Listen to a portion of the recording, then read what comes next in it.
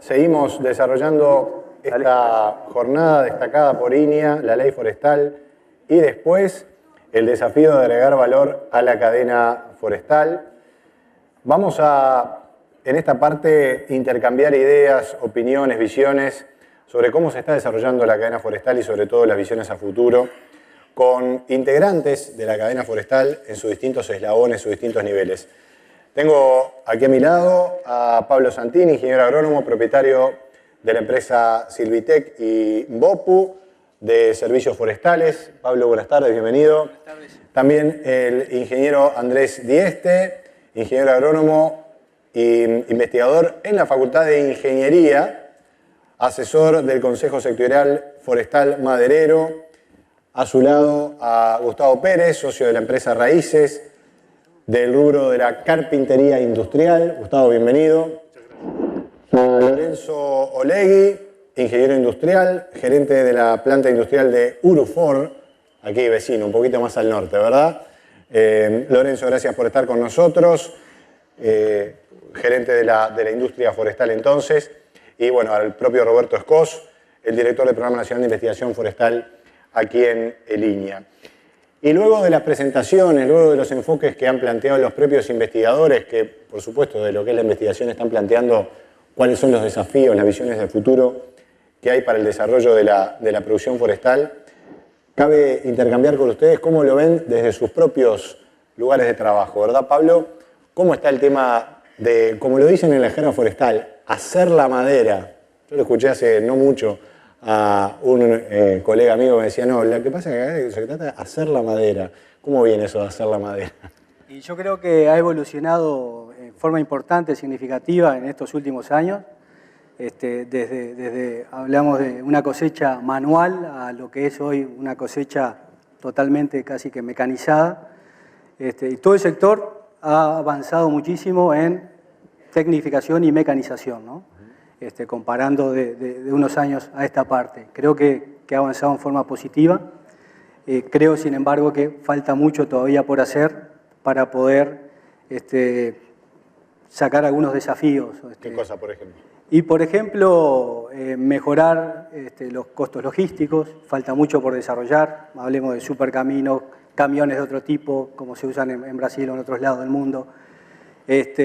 Hoy estamos con el problema de mucha cantidad de madera en el piso, por ejemplo, en el suelo. Bueno, ¿qué podemos hacer?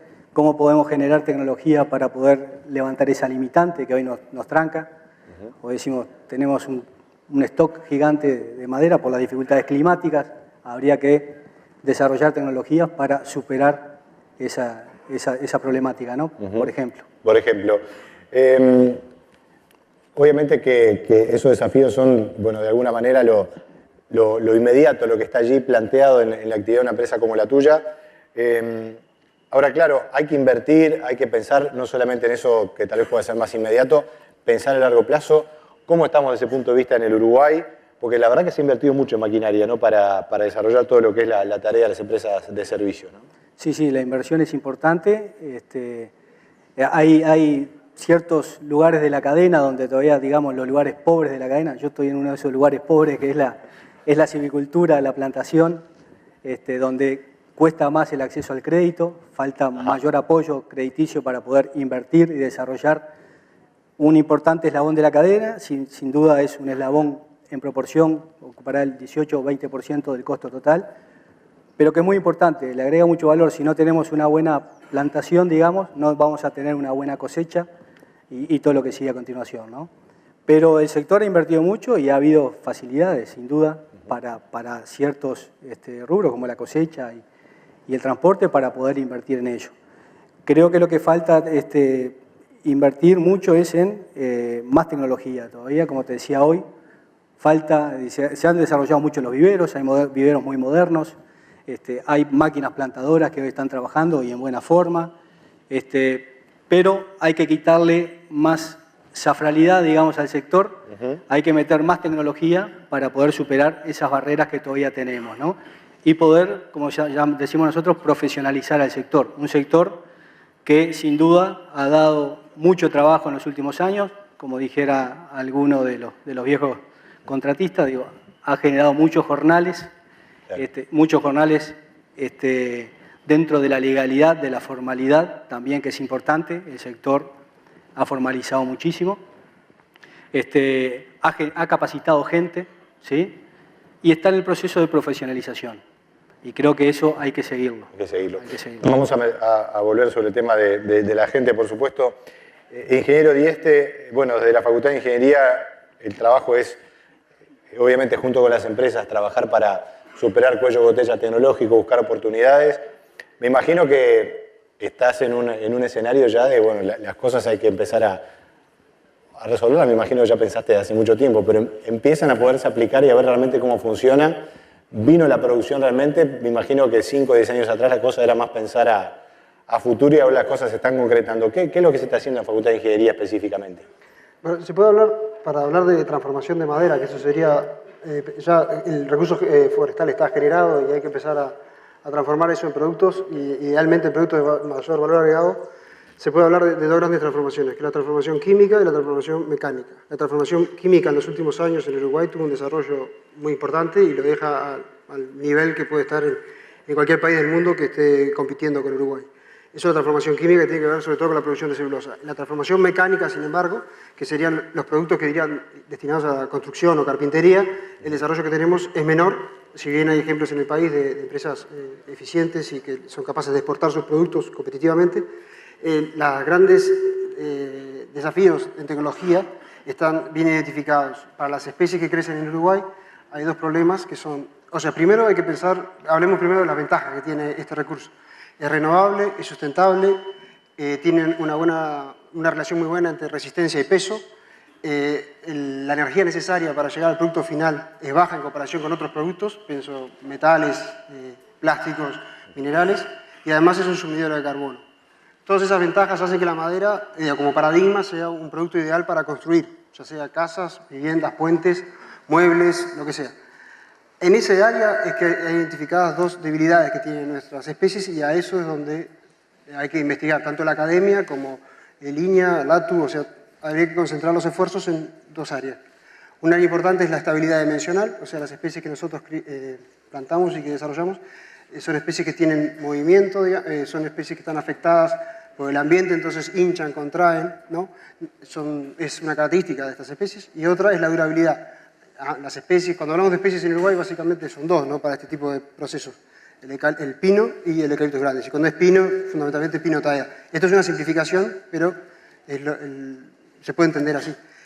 Y bueno, esas son las dos áreas tecnológicas que yo identifico como que van a requerir trabajo de la academia, ¿no? La estabilidad dimensional y la durabilidad. ¿Y están viendo oportunidades de superar alguno de esos cuellos de botella, digamos? Sí, sí, yo creo que eso es posible. Acá Uruguay tiene la enorme ventaja de que esta es una industria nueva, pero que en otros lugares del mundo hay mucho camino recorrido y además hay camino recorrido acá en Uruguay. Entonces, es posible, están los elementos como para hacerlo y yo creo que en los próximos años se van a ver resultados de ese trabajo. ¿Cómo ha sido el trabajo con las empresas, verdad? Que son en definitiva las que pueden pautar la dimensión de esos problemas o las oportunidades que hay para desarrollar productos. ¿Cómo es que están trabajando desde la Facultad de Ingeniería? Nosotros, los intentos que hacemos son de acercarnos a las empresas con problemas que podemos identificar nosotros y también estamos abiertos a recibir cuestionamientos, ¿no?, como para trabajar en distintas áreas. Realmente, el tiempo que estoy acá, estoy trabajando en la Facultad de Ingeniería, es muy breve, hace poco más de 2 años, pero en ese tiempo cualquier acercamiento que hicimos con las empresas fue muy bueno, siempre es buena disposición y además ahora existen recursos que me parece hace unos años no estaban. Pienso en la ANI, por ejemplo, pienso en los programas que tiene el INIA, que básicamente ahí lo que hay que hacer es ponerse de acuerdo en una idea, redactar un proyecto y competir. Y si el proyecto es bueno, sale, y hay muchos ejemplos de cosas que se están haciendo en madera, que ya sea en transformación química o mecánica, en investigación, que son recientes y son buenas. ¿Cómo están interactuando con INIA? Tú decías lo de la ANI también. ¿Cómo están trabajando en conjunto, digamos, el sistema de investigación? Bueno, yo creo que en Uruguay una ventaja muy grande que tiene es hacer redes. O sea, acá somos muy pocos. La mayoría de la gente o es compañero de facultad de alguno o lo conoce por alguna otra cosa. O sea, generarse las líneas de contacto acá son muy sencillas, que me parece una ventaja grande respecto a otros países que tiene Uruguay. Entonces, realmente el acceso a línea es tan fácil como llamar a Ricardo o Valmeli, o sea, cualquiera de los investigadores que están acá están completamente abiertos. O sea, no... Y después están las líneas de investigación que financian cosas. Acá pusieron unas líneas que están ahí, que están claras, pero o sea, por ejemplo, no hay un fondo específico de la ANI para trabajar en temas de madera, pero sí hay un fondo sectorial de energía y bueno, todos sabemos que uno de los usos que puede tener la madera es la energía, no solo para el producto principal, sino para el producto secundario. Ese es un fondo que, por ejemplo, está disponible, que podría ser muy alineado con muchas investigaciones que puedan hacer. O sea, me parece que lo necesario existe como para que esto se desarrolle. Lo que ocurre es que es una cosa nueva y que requiere un tiempo. Recién mostraban datos de las plantaciones y el grueso de las plantaciones se establecieron a fines de los 90. El pino necesita por lo menos 22 años, 24 años para llegar al turno final. O sea que creo que las cosas van a empezar a pasar más intensamente cuando el recurso forestal esté maduro. ¿Te parece que el ANI igual debería ser, Por ejemplo, un plan específico para madera, así como tiene para energía, alguna herramienta de ese tipo? Puede ser. Lo que yo creo es que en el tema de investigación hay muy poca gente trabajando en Uruguay en términos relativos, ¿no? O sea, lo que puede pasar rápidamente es que se sature, o sea, que no haya más, digamos, más demanda de la oferta, ¿no? Y la generación de ideas genuinas también es un proceso difícil y es poco probable que eso se pueda acelerar. O sea, acá también Leonidas Carrasco mencionaba que hay cosas que no son, si bien la tecnología existe, hay cosas que no son directamente transferibles de un país a otro, ni siquiera de una región a otra. Y esas ideas necesitan maduración y es difícil acelerar ese proceso. En investigación me parece que los pasos que se están dando, a todos nos gustaría que fuera más rápido si tuviéramos más resultados, pero es difícil hacer eso rápido y bien. Gracias, Andrés. Vamos a volver contigo para hablar de más temas, pero le vamos a preguntar a Gustavo Pérez, de Raíces Carpintería Industrial. Bueno, ¿cómo ves tú la madera? ¿La ves igual que Andrés? ¿Se contrae, no se contrae? ¿Cómo es la madera uruguaya que tiene su personalidad, como decía Dieste? Sí, la madera tiene esas particularidades que dice Andrés y afortunadamente en el mundo y en Uruguay también se ha logrado una técnica de trabajo que permite elaborar productos de muy buena calidad a partir de esa madera. En lo particular, integro una empresa familiar que tenemos dos líneas de producción bastante diferentes. Una es de eucaliptus con finger joint, productos para construcción, y otra es palillos de ropa, pinzas para ropa, que se hacen de pino. Cualquiera de los dos artículos que se hacen con maderas diferentes son de una calidad buena y apta para los mercados y los consumos que se destinan. ¿Cómo es que has desarrollado esos productos? ¿Cómo fue un poco la historia para llegar, particularmente en el caso del producto de eucalipto con el finger joint, cómo lo han hecho? La historia arranca con que nosotros fuimos primero barraca, fábrica, después forestadores y hoy en día volvimos a ser fábrica y barraca.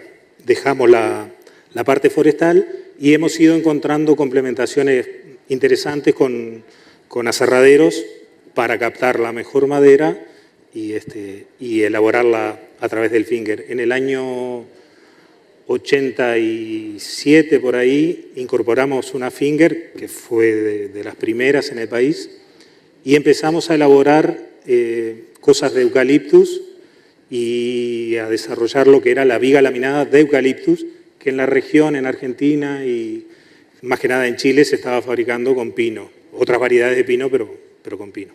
Ahí está.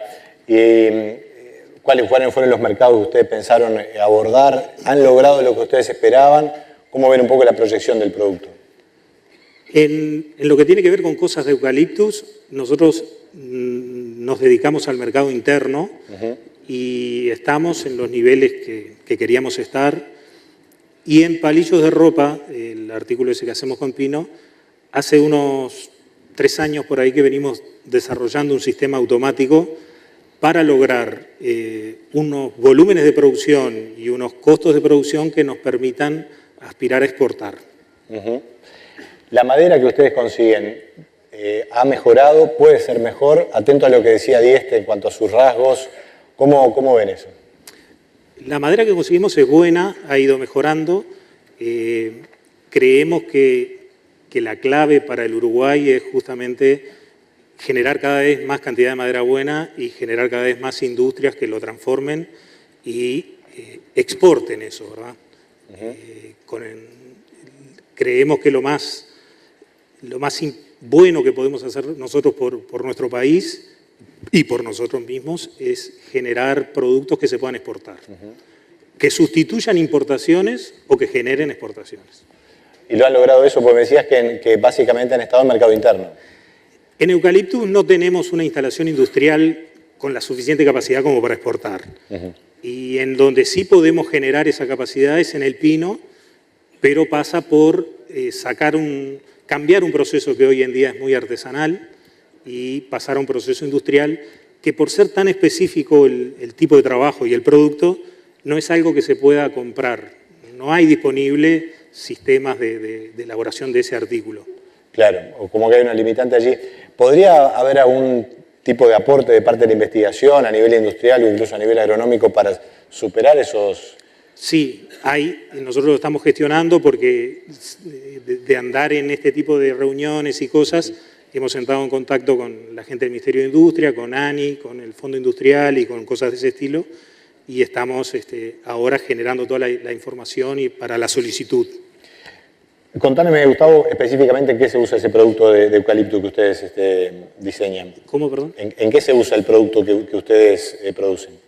Lo que nosotros producimos se usa para la construcción, tirantería, tablas para piso, revestimiento, molduras y tableros que se utilizan más bien para la construcción de muebles. ¿Y los muebles los elaboran los que ustedes les compran a la mercadería? Sí. ¿No? ¿O los elaboran ustedes mismos? No, nosotros no. ¿Es posible en algún momento dar el paso y elaborar muebles? Y yo creo que sí. Creo que sí, que es posible, que es interesante, que es uno de los nichos esos donde habría que avanzar, que es generar muebles con la madera nuestra, digo, la madera de Uruguay, para satisfacer el mercado uruguayo y también para pensar en exportar, ¿no? Claro. Que tiene que ser muy eficaz la fabricación para competir en precio con muebles que vienen de Brasil o de otros países. Sí, siempre es atractivo para el uruguayo tener algo que es producto de acá, pero a veces puede no ser del todo competitivo. ¿Qué problema puede haber ahí? ¿Hay problemas de escala? ¿Hay problemas de costos? Yo creo que el problema de la escala que va junto con el tipo de instalación que uno tenga, ¿no? O sea, para tener una producción barata, tenemos que ir a máquinas que sean muy eficaces. Y esas máquinas se justifican solamente si hay exportación. Y son inversiones importantes generalmente. Es cuestión de dar el salto y eso hay que financiarlo, digamos. ¿Dónde están ubicados? ¿En dónde están? ¿Dónde está la planta? Nosotros estamos ubicados en Durazno, con la planta de remanufactura, una parte en Paysandú, Pueblo Orgoroso, y en Montevideo con un local de venta en Fernández Crespo y el Puente de Galicia. Ahí está. Bien, Gustavo, vamos a volver contigo a hablar de más temas. Tenemos a Lorenzo Ley de Urufor, el gerente de la planta industrial. Me imagino que hay mucha gente que conoce Urufor, pero capaz que hay mucha gente que no. Así que, Lorenzo, gracias por estar con nosotros y una breve presentación capaz de Urufor para entrar en tema. Bueno, muchas gracias. Urufor forma parte junto con Cofusa y hoy también con Bioena, la generadora de energía, de un grupo de compañías de capitales nacionales que comenzaron las actividades forestales sobre el año 98 y decididamente desde el año 91 invirtiendo además en la forestación en una planta industrial de aserrado de madera de Eucaliptus grandis y se ha focalizado durante todo este tiempo, se ha especializado en desarrollar en primer lugar la materia prima, la madera, digamos, el bosque, apuntando a la producción de productos de madera sólida en el aserradero y generando una materia prima de la mayor calidad posible propia para los usos de este tipo de la madera sólida, concretamente para la construcción, para la fabricación de muebles y otros usos vinculados a eso, ¿no? Si me permitís, me gustaría también hacer un pequeño comentario sobre lo que es el desarrollo del sector forestal en todo este tiempo. Sin duda que el camino de estos 25 años o un poco más desde que se aprobó la ley forestal no ha sido sencillo, pero creo que es bueno hacer un reconocimiento del importante grado de desarrollo que se ha tenido, que ha significado para el sector o para la parte geográfica donde está ubicada la forestación, sin duda de un impacto muy grande, pero realmente para todo el país se puede tener en cuenta, por un lado, el volumen de hectáreas forestadas, que supera, depende un poco de quién haga la cuenta o en qué momento se pase la raya, pero supera largamente las 800.000 hectáreas forestadas. La mayoría de ellas hechas en un ambiente de planes de manejo científicamente establecido, de modo sustentable, buenísima parte de ellas certificadas por estándares internacionales. Y hablando, como decían los anteriores que hablaban de la mano de obra, reconocido por el BPS que hay hoy más de 20.000 trabajadores en el sector aportando como corresponde. Desde otro punto de vista, por ejemplo, del nivel de exportaciones, seguramente para el año que viene esté llegando al entorno de los 2.000 millones de dólares de exportaciones, que de repente eso es más, en términos de dólares, es más de lo que eran las exportaciones de hace 26 o 27 años de todo el país. Claro que es otro dólar, pero de todas maneras da una idea de lo que es el impacto que ha tenido. Desde el punto de vista energético también, eso bueno, se ha hablado antes, pero vale la pena de todas maneras resaltarlo. Hoy día se generan del orden de 330 megavatios de energía eléctrica de origen de biomasa forestal, que tiene, además del monto en sí mismo, digamos, que de repente es del orden del 15% de la energía que consume el Uruguay, es descentralizada, lo cual hace que sea más eficiente el sistema de transmisión de energía eléctrica, es limpia, sustentable y renovable, y es excedentaria en el sentido de que tiene un saldo del sector que vuelca a la red de energía eléctrica del país. Todos esos son factores realmente muy, muy positivos. Lógicamente que eso no fue sencillo y en ese camino hubieron emprendimientos que fracasaron, como pasa en todos los sectores de la economía. El empresario asume riesgos y los riesgos son reales, y hubieron algunos emprendimientos que bueno, son conocidos en distintas partes del país que fracasaron, y sin abrogarme la posibilidad de decir yo por qué fracasaron, seguro que fracasaron por las razones que son básicas en este sector, que están asociados en primer lugar con la oferta de madera.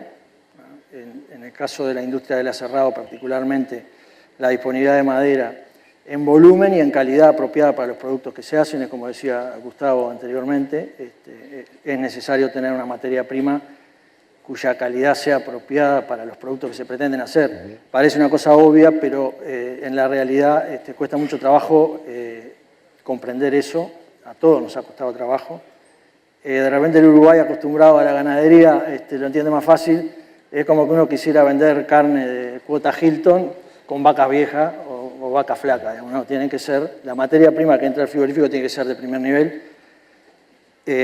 Y eso, Uruguay tiene un camino recorrido en ese sentido muy importante, ¿no? Entonces, bueno, ese es un poco, en ese trillo hemos estado nosotros hasta ahora, desarrollando justamente la materia prima para los productos que tratamos de comercializar, pero la llave de todo esto siempre es el mercado, también lo decía Gustavo, y particularmente en el sector de la madera el tema de los costos es totalmente fundamental, ¿no? Vamos a ir a eso. Contarnos un poquito qué productos produce Urufor. Bueno, nosotros el producto principal son tablas secas de Eucalyptus grandis clasificadas por las normas internacionales de clasificación de la hardwood, de las maderas duras. Son normas de origen de Estados Unidos que nosotros, dependiendo un poco del mercado, se adaptan, pero básicamente clasifica por esa norma. Y se exporta a la mayoría de los países consumidores de madera, a los grandes mercados. También tenemos una planta de remanufactura que parte de esas tablas secas, después de clasificadas, se procesan para hacer componentes para construcción, muchos componentes para fabricantes de puertas y ventanas, también molduras. Estos productos pueden ser con finger joint o sin finger joint. Después de la parte de menor calidad del árbol, la parte que no fue podada, por ejemplo, de las puntas del árbol o de los centros nudosos de las trozas podadas. Cortamos madera para packing, para pallet, ese tipo de productos, que en el caso del Eucalyptus grande se venden sin secar, se usan para fabricar los pallets, por ejemplo, verdes sin secar. Y después, como complemento, con todo lo que son sobrantes, subproductos, se fabrican chips que se colocan en la industria de la celulosa y la biomasa se cierra, digamos, el proyecto, recogiendo todo el acerrín y los chips de calidad menor que van a la planta de generación de energía de Bioener, que es asociada al grupo, y se recupera el valor. Es una planta de cogeneración en donde además el vapor de baja presión que sale de la turbina se redirecciona a los secaderos de Urufor para aprovechar la energía remanente en el secado de la madera, lo cual permite tener una buena eficiencia energética. ¿Son autosuficientes energéticamente o...? Bueno, en términos netos, sí, claro. La respuesta es sí. En términos de la parte real o formal, Bioener, que es la generadora de la energía, la vende a UTE, eso es por una cuestión de arreglo comercial con UTE, digamos. Claro. La vende a la red de UTE y Urufor, que es el consumidor principal, le compra a UTE. Pero está claro. En la realidad, la planta de Bioener le vende a UTE, digamos, en términos redondos, 10 megavatios y de repente Urufor consume en promedio 2 megavatios. Claro, claro. O sea que hay un saldo positivo, digamos, de todo el marco. Roberto Escos, bueno, hay muchos temas, ¿verdad?, para encarar desde el punto de vista de una investigación de alguien que está dirigiendo la investigación en línea. Yo he comentado con algunos de los investigadores, el sector forestal desplegó una cantidad de especies, algunas anduvieron, otras no anduvieron tanto, y dentro de cada especie hay que ver cuáles son los cuellos de botella, y ahí está el análisis ambiental, plagas, enfermedades. ¿Cómo ves esa dinámica? Que tiene que ver con la genética y con atacar los puntos, los cuellos de botella en cada especie también, ¿no?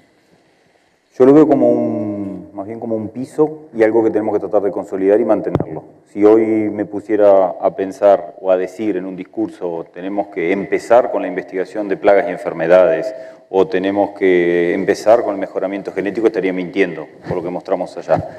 Obviamente, decía hoy también Andrés, el tamaño de los programas y de la investigación depende mucho de los recursos, y depende de los recursos que uno tiene, es lo que puede hacer. Eso acotado con lo que el sector forestal creció, ustedes conocen el formato de INIA vive en su presupuesto del 50% del sector privado, del 50% del sector público, y ese primer 50% viene del sector privado. En la medida que al sector privado le va bien, a INIA le va bien, y el INIA se lo devuelve. De hecho, las cifras lo demuestran, es decir, todo lo que entra para investigación se devuelve. Como eso está andando, yo lo siento como estar construyendo una tarima, y ahora tengo esa tarima, me quiero parar arriba de esa tarima y ver a dónde llego más alto. ¿Cómo podemos hacer para que se agregue más valor? Entonces, este tipo de discusiones, netamente en un ámbito productivo y de innovación, que es un poco el foco que pretendíamos en este panel, pensar dónde tenemos brecha. Yo soy un poco escéptico de dejarlo todo librado al mercado. Creo que hay que ser proactivo, existen los instrumentos, existen fondos. Hoy Andrés mencionaba la ANI. Si ustedes miran la ANI, tiene un paquete muy pequeño de fondos para investigación, pero el paquete más grande es de innovación. La ANI depende del gabinete productivo, el gabinete productivo tiene su consejo sectorial, donde ahí nos sentamos gremio, investigación, producción, a discutir otros temas. Creo que no lo estamos aprovechando, a mi entender, creo que no lo estamos aprovechando. Y esa proactividad, algunos me lo explican como extranjero acá, dice, bueno, los uruguayos somos así, y de a poco fui aprendiendo y tomando el coraje de decir que hay dos expresiones que tenemos que borrar del diccionario, que es lo que hay, valor, y deja quieto. Creo que no es lo que hay.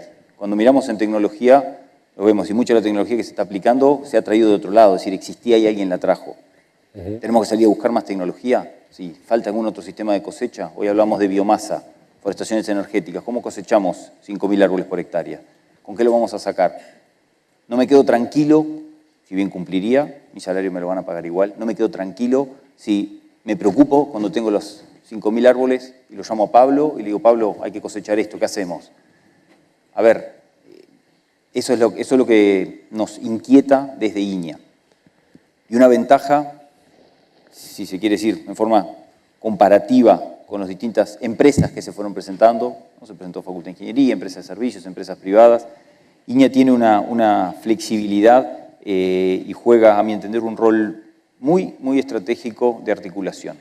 Siempre nos sentimos como una mesa muy neutral. Siempre que invité gente, sentí que se sentían a gusto y que se encontraban en una mesa neutral de trabajo, y me gustaría que el sector la aproveche. Y quizás nosotros somos un socio más. De hecho, hace unos años se trabajó mucho en fomentar consorcios de innovación, hicimos un esfuerzo con el conglomerado, con Andrés trabajamos mucho esos números, van a ver dónde estamos parados con esto del pino, qué se puede hacer juntos. Y cuando uno habla con la gente, digo, ¿juntos se puede hacer más que separados? Sí. Todavía me falta encontrar el qué, dónde podemos hacer esas cosas juntas. Y cuando el sector privado, le pregunto, digo, ¿por qué acá? Porque están en el territorio, porque están donde están los montes y porque tienen esa neutralidad y esa flexibilidad. Y de hecho hoy estamos en un lugar que, no porque sea de INEA, lo organizamos y tenemos estas oportunidades de discusión. Me parece que haría un esfuerzo para que INEA, si bien su métier principal es la investigación, no se vea solo como un ente de investigación, sino como un ente articulador, muy bien conectado, muy ágil y, bueno, tratando de atender 100% la demanda, porque estos tres señores que están sentados acá, con muchos de los que están ahí, son mis mandantes y lo siento, mis mandantes, y a ese compromiso apuntamos. ¿Qué se puede pensar desde INEA para fomentar más eso que tú estás aspirando? Porque el esquema tradicional, por lo menos lo que yo conozco, bueno, son los equipos de investigación, desarrollan sus líneas, pero yo no sé si hay algún otro tipo de herramienta, más trabajo en la parte de lo que puede ser propiedad intelectual, desarrollo de esquemas de innovación en base a lo que uno puede llamar consultoría, o me refiero a ese tipo de cosas que son más de herramientas que pueden generar más confianza, que en definitiva es lo que importa allí, ¿verdad?, entre el investigador y el innovador y el empresario, ¿no? Eso existe y creo que hay elementos que lo han mostrado, y aprovecho porque estamos en este panel. Cuando Andrés llegó de España, surgió la oportunidad de desarrollar ese tema del conglomerado, una preocupación luego del Foro de la Madera, qué pasa con el pino, qué pasa con un montón de madera que está hecho. Lo contratamos a Andrés, vino a trabajar con nosotros, se sintió uno más de INEA en ese momento, aunque sea en modo de consultor, y tenemos hoy productos que me enorgullece cuando viene un inversor externo y veo con un papelito sobre el ojo los gráficos que Andrés dibujaba y que discutíamos acá, y si son reales o no son reales. Y muchas de las cosas que están pasando hoy en la discusión, y cómo desde INEA, desde el Programa Forestal de INEA, nos involucramos más y más en la cadena, porque también digo, una cadena está hecha para tirar, no para empujar. No soy convencido que los árboles tienen que empujar a la madera y en algún momento aparece la industria. Me parece que tiene que tirar la cadena. Entonces me interesa que nos informemos de los mercados y lo que se está haciendo. Y otra preocupación de INEA es fuerte la transferencia, y eso a nivel transversal y desde las más altas esferas de INEA, es decir, bueno, tenemos un montón de conocimiento en muchos rubros y a veces nos preocupa, ¿está aplicado o no está aplicado? Conscientes de que es, en nuestro caso, la fase forestal. No me voy a poner a hablar de cómo aserrar o secar una madera, pero si podemos fomentar de que más gente en otras áreas investigue y conectar pertinencia con investigación, me parece que a cierta libertad de cátedra de investigación, donde tenemos muchísima gente, muchísimos investigadores, tenemos que hacer que esos impuestos, esos aportes que son nuestros, vayan al sistema productivo. A mi entender, el que genera valor. Y de ese valor me siento que yo vivo, y muchos de los que están acá sentados también. Gracias, Roberto. ¿Qué pasa con el pino, Lorenzo? Es la frase que me he escuchado en los últimos días, antes de venir incluso. No, hay que ver qué pasa con el pino, hay que ver qué pasa con el pino. ¿Qué pasa con el pino?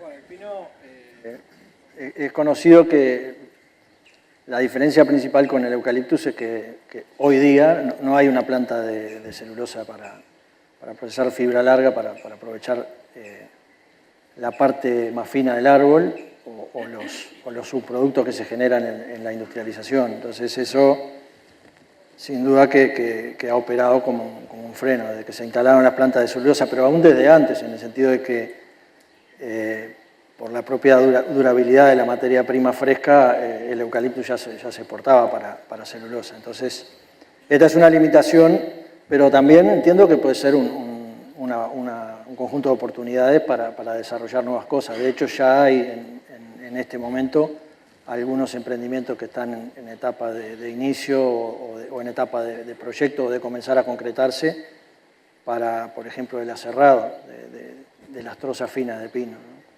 Pero creo que no es el rubro nuestro, digamos, pero uno mirando que las forestaciones existen, que ya hay industrias instaladas, como es el caso de FIMSA, por ejemplo, acá en Rivera, que lo trabajan muy bien y consiguen colocarlo en el mercado, etcétera. La expectativa que uno puede tener es que con el paso del tiempo se van a concretar los emprendimientos para poder canalizar, porque el recurso está y va a seguir generándose. Entonces es una oportunidad importante, ¿no?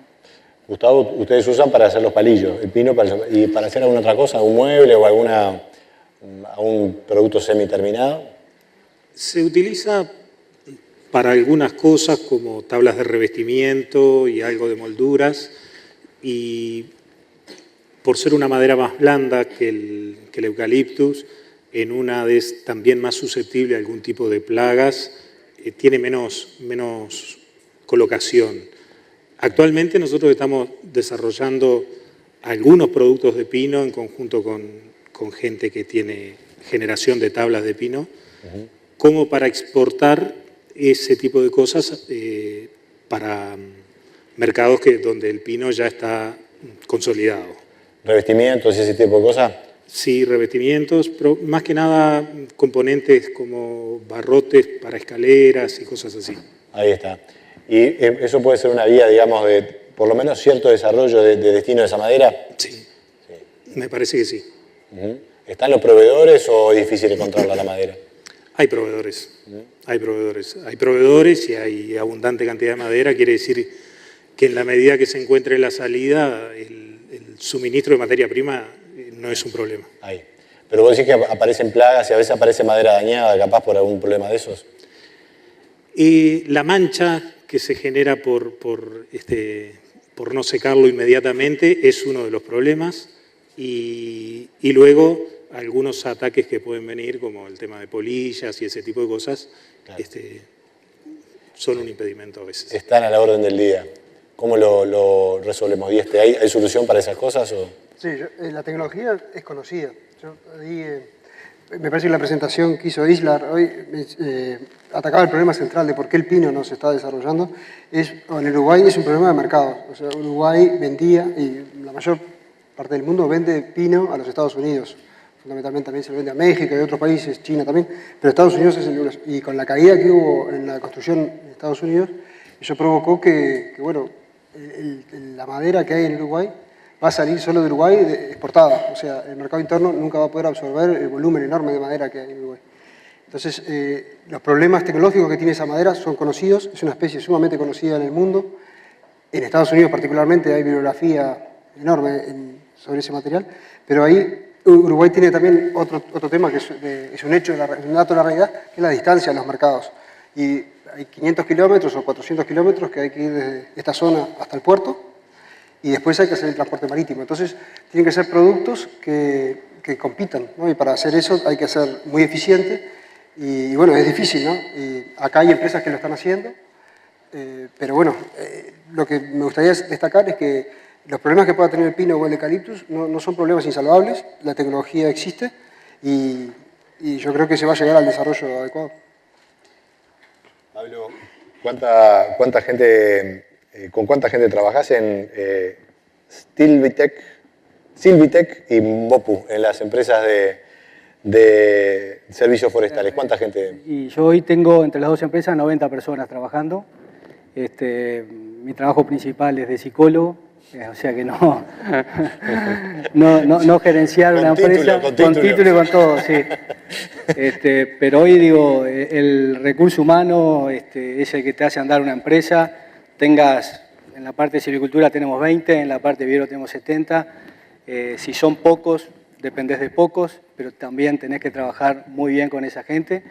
Y la base está en tratar de saber ser líder, liderarlos, motivarlos adecuadamente, tener la gente contenta con lo que hace, y eso es lo que te saca una empresa adelante. Es muy difícil sacar una persona y sustituirla por otra, porque hoy en el mercado no se consigue mucha gente.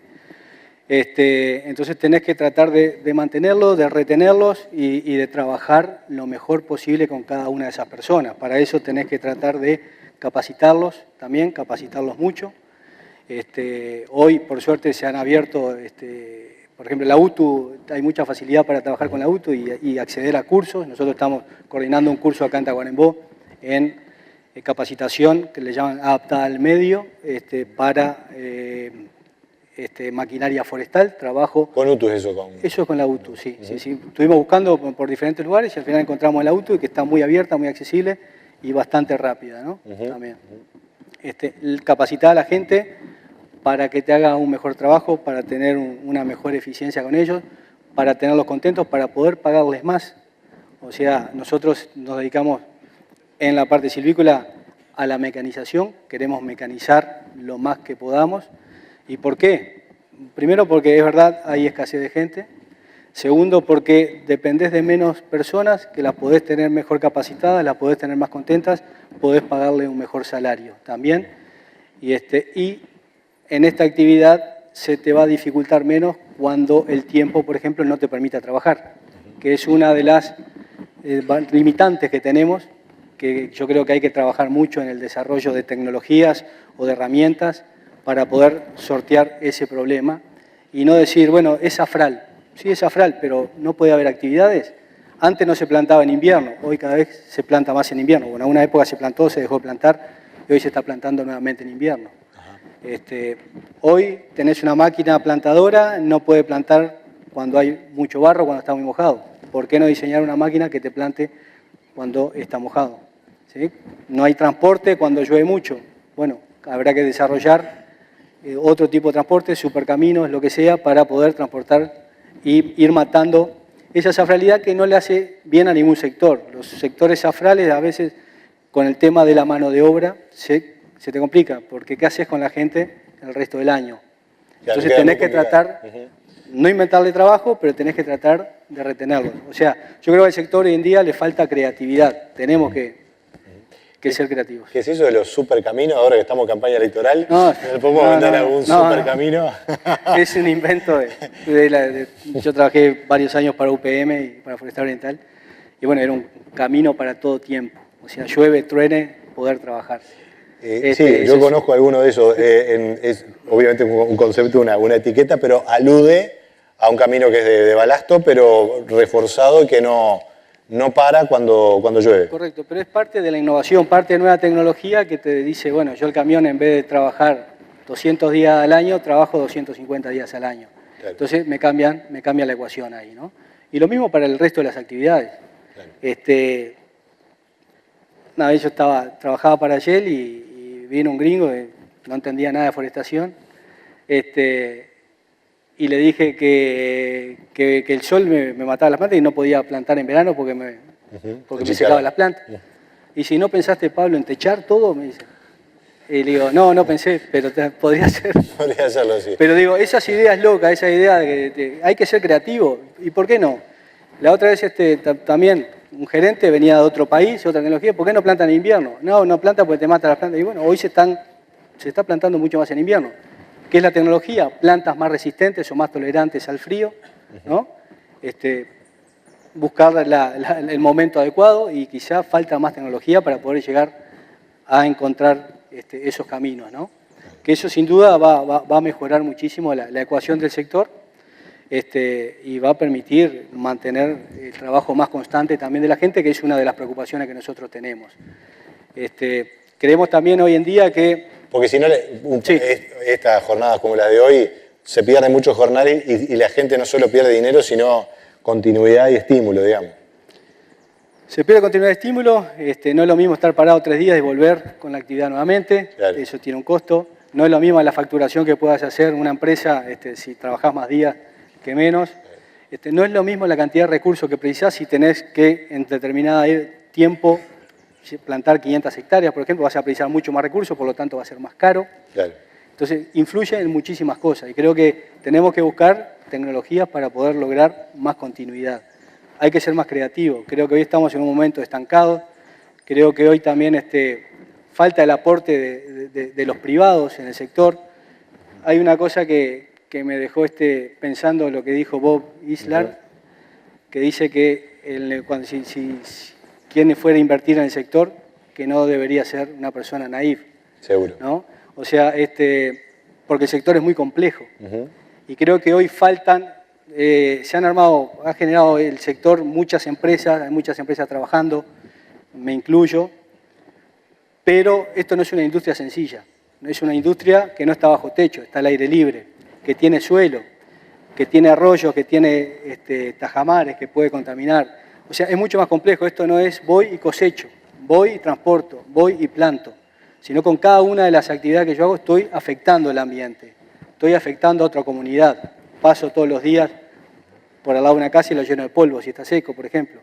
Digo, es complejo y creo que está faltando mucha gente que le ponga cabeza también en cómo solucionamos esas cosas y cómo hacemos una mejor cosecha. Hoy yo te decía, hay mucha madera en el piso hoy, está la madera en el piso y no sabemos cómo sacarla. Eso disculpame la ignorancia, sí. ¿por árboles caídos o por...? No, por el clima. Porque está depositada y no puede salir. Hace prácticamente un año que viene lloviendo muchísimo y dificulta sacarlo. ¿Por qué? Porque estamos cuidando el piso.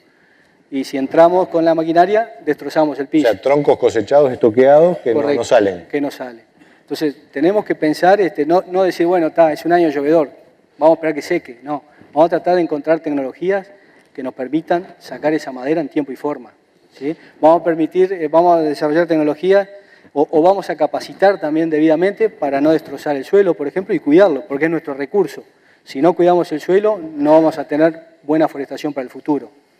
Creo que en eso hay que trabajar mucho en el sector. Creo que hoy no sé quién es el actor, hoy las empresas privadas son las que capacitan o transmiten tecnología. Creo que falta otra entidad que sea capacitadora, que sea la que transmita las tecnologías adecuadas para cuidar el recurso suelo, que no es de UPM, que no es de Monte del Plata, que no es de recursos suelos de todos, ¿no? Entonces tendría que estar más involucrados sectores de investigación, sectores de extensión, para poder cuidar eso debidamente. Y creo que también le hace bien al sector. Cuando decís el suelo, el de las chacras mismo, ¿qué lo ves que se rompe demasiado? ¿Qué problema le ves ahí?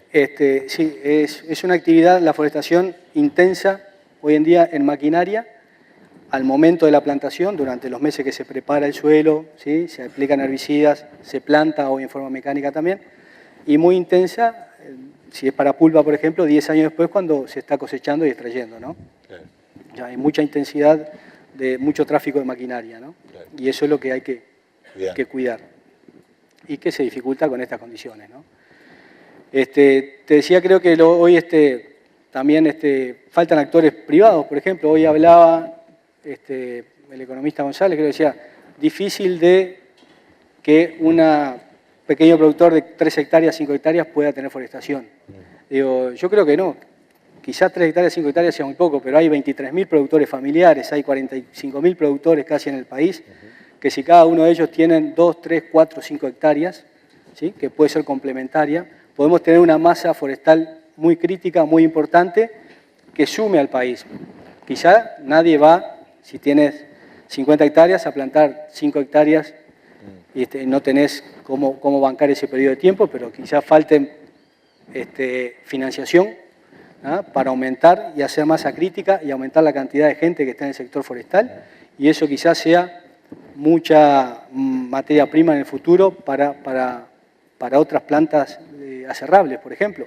Por supuesto para pulpa también, porque no hay aserrado sin pulpa, porque tenés coproductos que tenés que venderlo o a la pulpa o generar energía, ¿sí? Y el resto del aserradero. Creo que hay que trabajar mucho en eso todavía también. Bien. Gustavo, ¿y a ti cómo te digo con la...? Si quieren interrumpirse entre ustedes, yo no tengo por qué intervenir en cada paso de micrófono, así que cualquier comentario que surja lo intercambian y creo que es el objetivo. ¿Cuánta gente trabaja contigo y cómo te ha ido con la gente? Somos unas 75 personas más o menos, y, más o menos la mitad en Paysandú y la mitad en Durazno. En Paysandú estamos establecidos desde el año 78 y un grupo de personas estable de toda la vida. Claro. Y en Durazno, que hace unos 6, 7 años que estamos, hemos tenido un buen resultado. Durazno no es una ciudad que tenga mucha industria, entonces hay una cantidad de gente suficiente como para seleccionar la gente con capacidad adecuada para lo que nosotros hacemos. ¿Y la experiencia tuya ha sido positiva en general o has tenido problemas de rotación, de personal y ese tipo de cosas? Y algo de problema de rotación hay, sobre todo en los momentos de incorporación, que entran varias personas y terminan quedando pocas, pero las que quedan se vuelven estables. Y la capacitación, Pablo hablaba del rol de UTU, ¿cómo ves tú que hay un soporte, digamos, de formación profesional? La capacitación para el tipo de actividades que hacemos nosotros se dan dentro de la propia empresa, con la gente más experiente y con algún apoyo en la parte de seguridad y ese tipo de cosas, pero se da dentro de la empresa. Claro, claro. No tienen por qué recurrir a planes externos, digo, claro, pero eso para ustedes es un esfuerzo también, ¿no? Es un esfuerzo, lo que pasa que no hay tampoco planes externos y de repente son rubros con mucho menos gente y mucho menos actividad que lo que mencionaba Pablo. Claro. Entonces no justifica que organismos privados o públicos externos se canalicen en eso. ¿Podrían pensar que estoy pensando en el INEFOP o institutos de ese tipo, porque capaz que alguna vez te enfrentás a un problema y lo buscás resolver vos y en realidad capaz que te convendría recurrir afuera? Claro, es costoso, ¿no? A veces pensar en algo que capaz que es un riesgo, haces un esfuerzo y no te sale, pero ¿han pensado en algo de eso? No, no hemos pensado. Lo plantean internamente, digamos. Sí. El INIFOP lo que hace te financia, ¿no? Nosotros hemos encontrado, y nosotros, por ejemplo, estamos implantando gestión de calidad, financiado por el INIFOP, nos ofrecieron capacitación también, y varias cosas más. O sea, creemos que hay herramientas. Tacuarembó en particular me parece que está trabajando muy bien, tiene un programa de desarrollo de proveedores, que lo que hace es conseguís ahí un centro de coordinación y de articulación donde te ayudan a resolver los problemas de capacitación, de gestión de tu empresa, no de innovación ni de creatividad todavía, pero sí te ayudan. Creo que está faltando, y quizá sea un atrevimiento mío, pero que estos organismos que existen o estas entidades o estas herramientas que existen vayan más al bosque y ofrezcan los servicios que tienen para ofrecer. Uno los encuentra quizás porque la empresa madre o tractora, como le llaman acá, nos propusieron, fuimos, nos presentamos y estamos trabajando con ellos. Pero creo que hay cantidad de empresas como las nuestras que no llegan a ello. Claro. ¿Ah? No llegan. Están las herramientas ahí, tienen que ir al bosque a buscarlo, ¿no? Hay que salir a captar clientes. Y creo que están las herramientas, muchas. La gente que ustedes contratan, ¿qué profesionales son o qué capacitación tienen, digamos? Y la gente que nosotros contratamos no son profesionales, salvo los que están en la parte de mantenimiento mecánico o eléctrico. Después son gente para operar máquinas. Operarios. Operarios. Pero aún así los operarios pueden tener una formación básica o bueno, lo forman ustedes, digamos. Se forman ahí, sí. Salvo alguna cuestión puntual, máquinas con muchos automatismos, donde viene bien la parte de informática y ese tipo de cosas. Los otros son máquinas sencillas que se forman se adaptan ahí. Sí. Claro, pero lo que tú decías, Pablo, hay grandes empresas que pueden derramar conocimiento, recursos, pero empresas como la de Gustavo son más autónomas, ¿verdad? Digamos, tú te mantenés en tu mercado, tú no estás vinculado a ninguna de las grandes forestales, es una empresa más bien chica del sector. Exactamente. Claro, claro. Bien. Y Lorenzo, ¿cuánta gente trabaja en el Urufor? Bueno, en el conjunto del complejo trabajan en total aproximadamente unas 700 personas en el conjunto del complejo forestal industrial, aproximadamente la mitad en la parte forestal y la otra mitad en la industria y la generación de energía. Como decía hoy, me interesa destacar especialmente la cantidad de gente que trabaja en la parte forestal, que es la que hace posible tener una materia prima apropiada para después obtener buenos productos en el procesamiento industrial. Con respecto al tema de la capacitación, un aspecto que es importante es las políticas que pueden hacer el Estado o la academia, por ejemplo, o incluso institutos como el INEA, en el sentido de que hoy se decía en algún momento que, dado que en el procesamiento de madera sólida, por ejemplo, se necesitan más de 20 años de crecimiento del árbol para obtener esa materia prima de buena calidad, en este momento en realidad todavía no sabemos mucho, porque estamos cosechando desde hace 2 o 3 años de repente los primeros árboles, y los árboles que se están cosechando hoy no tienen el manejo forestal que estamos haciendo hoy, porque esto es un proceso de aprendizaje. Y algo parecido pasa con la parte de la formación profesional. Exceptuando la Facultad de Agronomía, que viene de larga data en Uruguay trabajando en el tema, después en los rubros más técnicos, digamos, o de oficios, o las dos cosas, estamos todavía muy atrás. Es decir, como decía Pablo, ahora la UTU ha empezado a tener oferta. En el caso de Rivera tenemos, este año se va a formar la primera generación de tecnólogos en madera, una carrera técnica que dura 3 años, se va a formar la primera generación. Y es un paso importantísimo, pero la verdad es que todavía a esa misma carrera le falta muchísimo, en el sentido de que es muy difícil conseguir profesores que sepan del asunto, porque el sector es nuevo, digamos. Entonces hay mucho para progresar ahí. Y esto nosotros lo vemos muy relacionado, pues se dice, la empresa más grande puede tener de repente más capacidad para generar capacitación, pero los costos de eso son importantes, y hoy día la rotación de personal que hay es importante. Entonces no es como de repente hace 20 años, dice, bueno, yo formo un maquinista o formo un mecánico especializado en el mantenimiento de las máquinas, claro, y sé que es un capital, ese capital hoy vuela bastante rápidamente. Depende obviamente mucho de las empresas que se organicen bien y que hagan atractivo el lugar de trabajo para que la gente se quede, pero es una realidad, digamos. Entonces, el sector necesita que haya políticas de instituciones que capaciten adecuadamente, y en ese sentido se necesita progresar muchísimo. Y esto claramente está relacionado con lo que son las políticas del Estado, que sin duda es una de las explicaciones de por qué ha sido posible lograr el desarrollo que ha tenido el sector forestal, es porque se aprobó una ley hace 26, 27 años, que fue votada por todos los partidos. Después hubieron sucesivos gobiernos que alguna variante puede haber habido, de hecho hubieron algunas, pero en lo básico se mantuvo esa política de Estado y hizo posible ese desarrollo. Entonces, al desarrollo todavía le falta mucho. El sector necesita que se mantengan esas políticas, que no se innove. Esto tiene muchísimos componentes, pero tiene componentes de impuestos, de un montón de cosas que a veces en campaña electoral se siente hablar de ese tipo de cosas. Y realmente es como se dice en el fútbol, el cuadro que gana no se toca. Bueno, este cuadro ha ganado un par de partidos, no se lo puede tocar al cuadro, hay que apoyarlo. Y particularmente en este tema de la capacitación se necesita que se mantenga el esfuerzo que se está realizando para que haya mejores frutos. Ya están empezando a haber frutos, pero necesitamos que haya mucho mejores, porque la capacitación que uno da en las empresas está limitada, porque nosotros tenemos ciertas capacidades, pero no es lo mismo. También es cierto que no es lo mismo la formación teórica que las prácticas. Son indispensables las dos y deben complementarse, pero se necesita la formación teórica.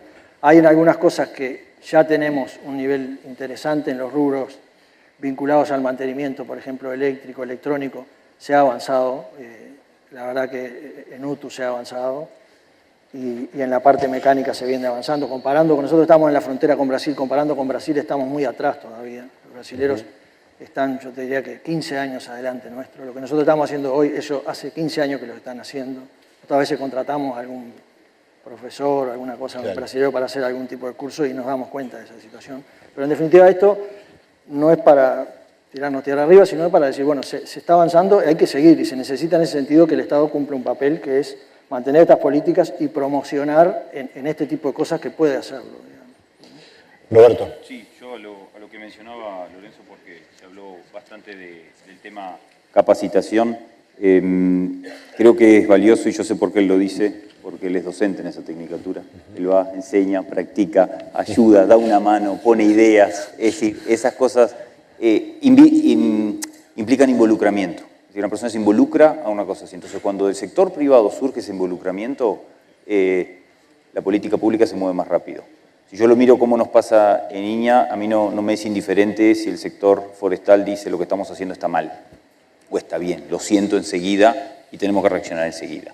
Pero también me preocuparía si el sector nunca viene, nunca habla, no se acerca, no dice. Entonces yo creo que uno de los desafíos que tenemos también como sector es ir a esos ámbitos, porque hay políticas públicas de educación, hay fondos de innovación, hay fondos para inversiones, hoy hablábamos en el almuerzo, cierta política industrial existe, y digo, ¿por qué no la aprovechamos más? Entonces creo que ciertas instituciones, yo por lo menos trato en eso de hacer un esfuerzo y poner una impronta de acercar herramientas al sector por estar cerca de los problemas y las pertinencias que tienen esos problemas. Así como hablaron ellos del tecnólogo de la madera, este año empezó la carrera de Ingeniería Forestal, fue toda una movida de la universidad de centralizar, pero la universidad no dijo, vamos a poner Ingeniería Forestal en Tacuarembó, y que hablen los universitarios que están acá. Se dijo, nos instalamos en el interior y se abre un llamado a nuevas carreras. Y ahí tendríamos que haber venido corriendo todos y decir, necesitamos urgente o necesitamos una carrera que tenga esto, esto, esto. Y siendo partícipe de esa comisión, me siento en un enorme debe, a pesar que insistí en la comisión de esa carrera, tenemos que sentarnos a hablar con el sector privado. ¿Qué necesitas de un ingeniero forestal? ¿Qué necesitas vos de un ingeniero forestal? Pues yo puedo venir como académico, dar mi clase y decir, un ingeniero forestal necesita esto, esto, esto, esto, esto. Automáticamente estos tres señores cortan y dicen, hace tu camino. Entonces creo que hay brecha para acercarse y está en nosotros también movernos. Como él va a la UTU y la UTU de Guichón ya me llamó, que quiere venir a ver lo que estamos haciendo, esas cosas son las que mueven. Y en parte, si uno me pregunta por qué a veces ciertos paneles se componen como se componen, hay eso, querer mostrar que hay iniciativa y querer mostrar que somos conscientes de quiénes son los que tienen iniciativa. Ojalá contagie mucho lo que nos dijo Pablo, lo que nos dijo Gustavo, lo que nos dijo Lorenzo y un montón de cosas que sé de ellos que no le dijeron. Entonces me parece que ahí tenemos que ser mucho más proactivos y eso no es mercados, no es costo país, son otros rubros. Ojalá podamos hacerlo contagioso. Bueno, ya le decimos a los asistentes que las preguntas que pueden haber surgido por el mensaje de texto van a estar en el sitio destacado Cinia. Le agradecemos a todos los panelistas los comentarios, queda mucho más, pero bueno, lo vamos a poder seguir cambiando más adelante y vamos a dar paso ya a la conferencia final. Muchísimas gracias.